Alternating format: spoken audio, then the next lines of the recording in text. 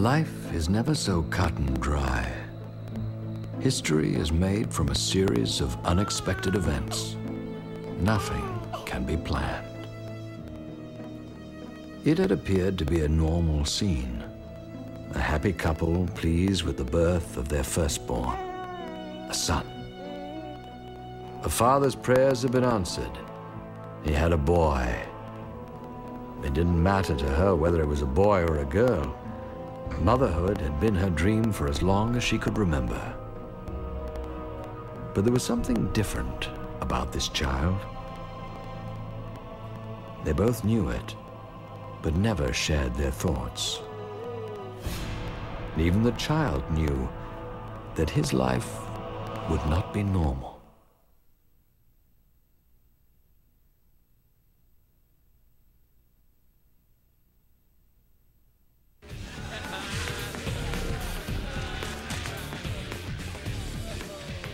Reed Richards had always been the victim.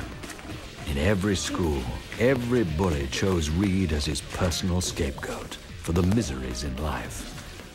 It was easy to pick on someone who was weak, but Reed had a guardian angel that almost always came in the nick of time.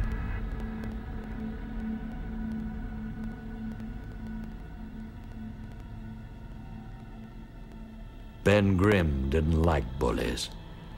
A truly strong individual didn't have to squash little guys to get ahead. A truly strong individual only squashed those who took advantage of others.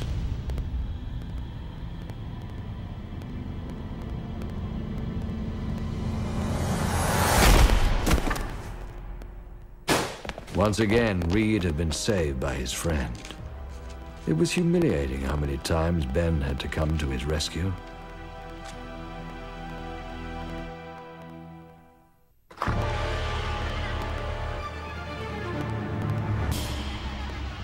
Worse was always going home.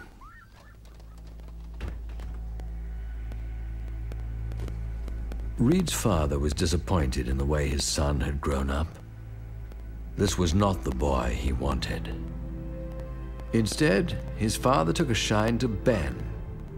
Ben reminded him of himself when he was younger. Reed's father seemed to forget that he was never a savior for the weak like Ben was. If anything, Reed's father would have been the first to dunk Reed's head in the toilet.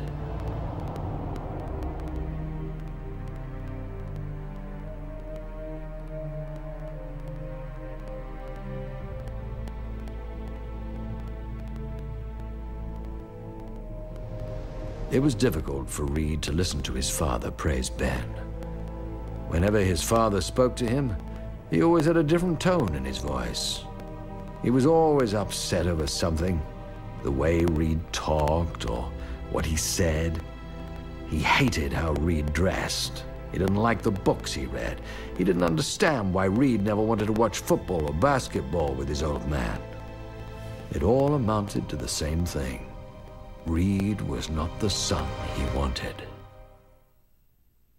One thing you get when growing up in a family like that is a skin as tough as leather. Reed had one thing that his father could not destroy. He had his mind to escape to.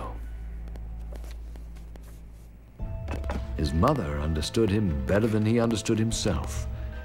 She wanted to listen. If only he would say something that she could listen to. She could guess what he would say, but he never would say it. So all she could do was keep praying that one day he would. He might have, too, if his father hadn't walked in. He would never understand. In life, there are always those who are unable to see the future. They are generally the same people that stifle progress.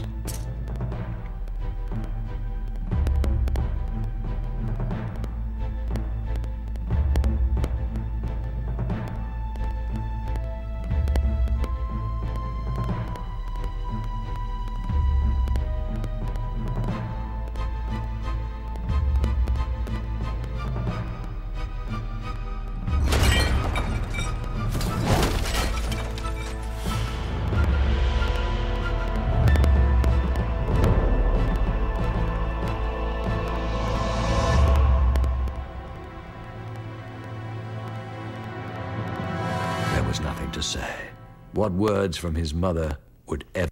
But Reed was a survivor. He had to be. Life goes on, and so does creation. It didn't matter that Ben didn't understand Reed's work. It was about the specifics. It was about respect. Ben respected everything about Reed. He was the first to call him a genius.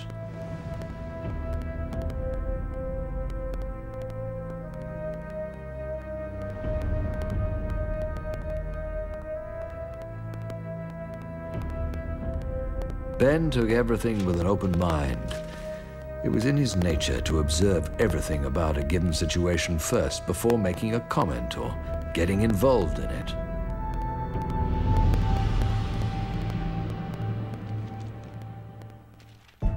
Sometimes, not knowing is better. No matter how hard Reed tried to keep it simple, it still didn't make any sense. Even a football field analogy would be futile. Was there a better way to explain it? Who knows? This wasn't everyday stuff. It would be easier to explain why women chose the men they fall in love with, why had his mother chosen his father. He would never know. Anyway, with this stuff, even Reed was grasping at straws. Sometimes it made perfect sense to him, and other times it was as if someone else had done it. But Reed was willing to give it his best shot, explaining what he could to his friend. Reed went on and on. Poor Ben could only stand there and watch Reed's mouth open and close. It reminded him of the moments during a football game when his coach ranted and raved on the sidelines.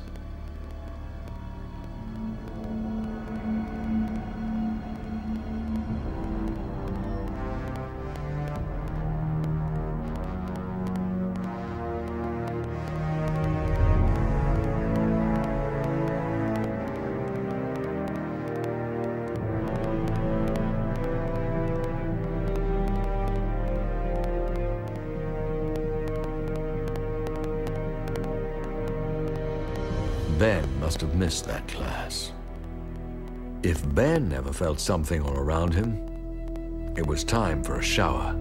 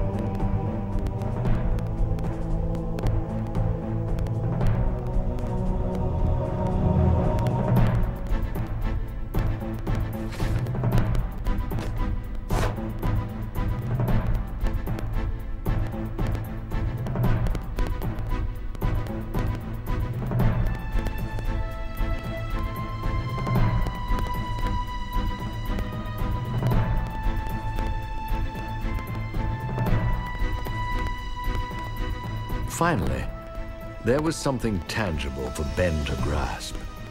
Candy bars and things he'd seen in the movies. Yet every film that Ben ever saw featuring this type of crazy science always ended badly. Even Reed knew that. He had to remind himself that the rules in which movies are written do not control life. Life was generally mundane. Though there are those who would always argue that life was always stranger than fiction. Otherwise, it would be boring. How would we feel if an alien toy manifested itself on your doorstep? Would it make any sense? Ben knew there was more to this. There had to be. He knew Reed too well. Reed fancied himself a maverick. He wanted to be a champion in his own right, and this was a way in which he could do it. He also knew that this was Reed's game. If he wanted to play it like this, so be it. As usual, timing was everything at the Richards household.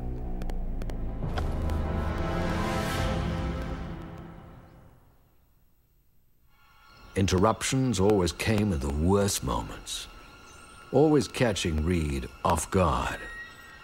Reed's sister was a regular tabloid reporter, searching for an ugly story.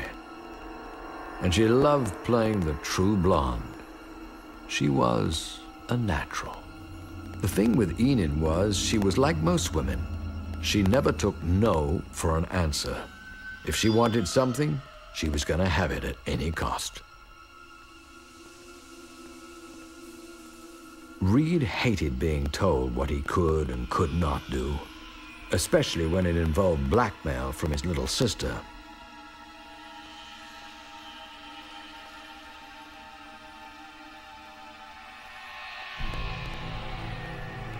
Some people are cut out for certain things, and others are not.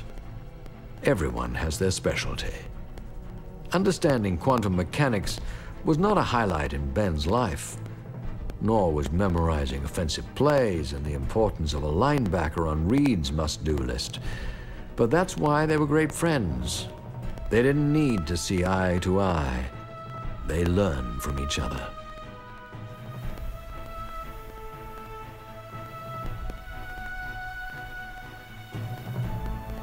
It didn't always work out, though. But at least they often tried. That was far more than Reed's father ever gave him. Yet Reed constantly reminded himself that it didn't matter. He would be better than that. He had his work.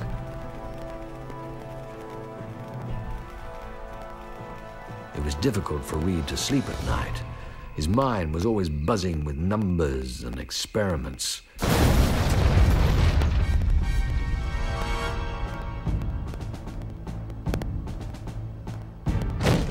Reed's father thought a comet had hit the planet. At least for Reed's sake, it better have been caused by some outside force. If it wasn't for Reed's mother, there might have been a murder that night. To her, all that was important was his health. He will always be her baby, no matter what age. To his father, the important thing was getting to the bottom of his madness. The kid was obviously born on a bad day. When push came to shove, he couldn't have actually been his. He never would have spawned such a mess.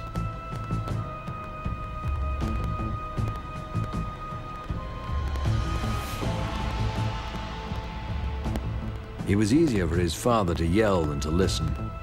Every time he listened, he got a headache.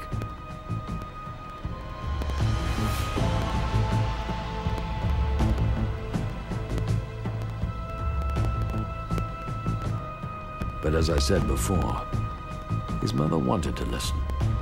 Reed just never spoke to her.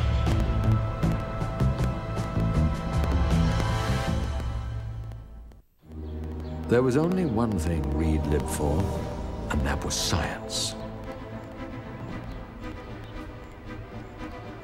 Here Reed was a god among men.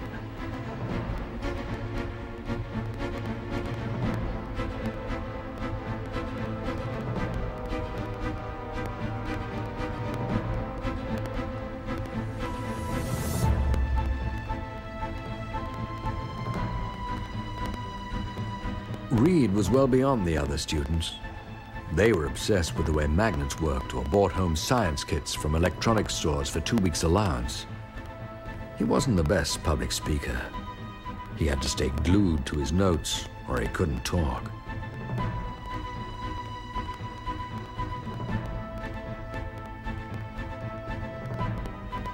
As Reed gave his presentation, someone else watched from the crowd. Their interest was more than just a curious teacher or an awe-inspired parent, for every word Reed said made their heart pump faster. This kid was pure genius.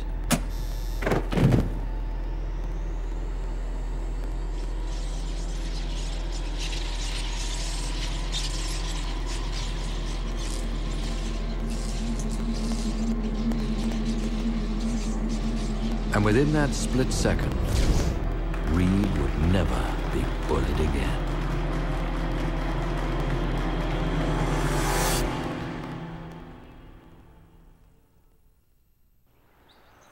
Reed's father hated salesmen. He mistrusted anyone who came to your house, especially if they came praising your misguided son. There had to be a catch. There was always a catch. Nothing was ever for free in this world.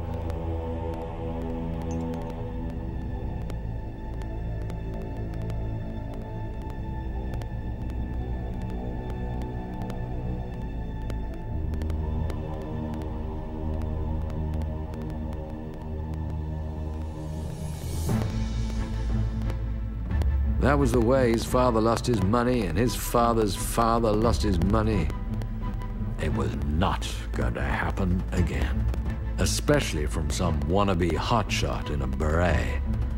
The guy refused to drink his coffee.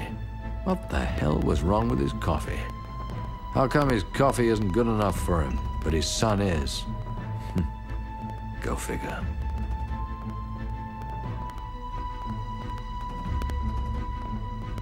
For the first time in Reed's life, his father was happy to have him. He always knew his boy wasn't a chump. At least, that's what he'll tell the neighbors and the guys at work. Reed marveled at the building. He and Ben had gone past it many times before, but like most people, they never actually looked at it. That was the purpose of this place.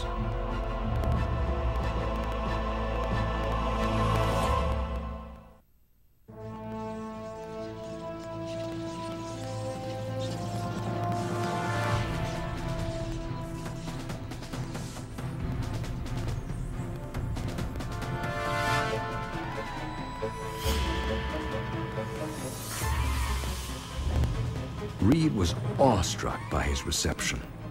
Here was a real scientist, over twice his age, shaking his hand. His father never once shook his hand. Plus, Professor Storm even knew everything about him and his work. He even had a pretty daughter. What else could one ask for?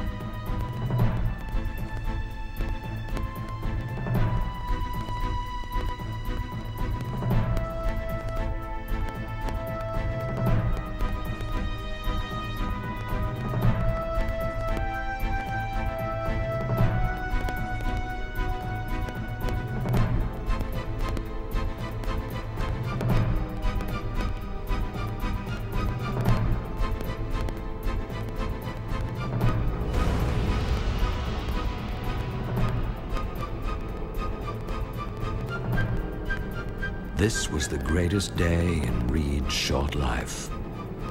He didn't know that it was all slowly going to come crashing down around him.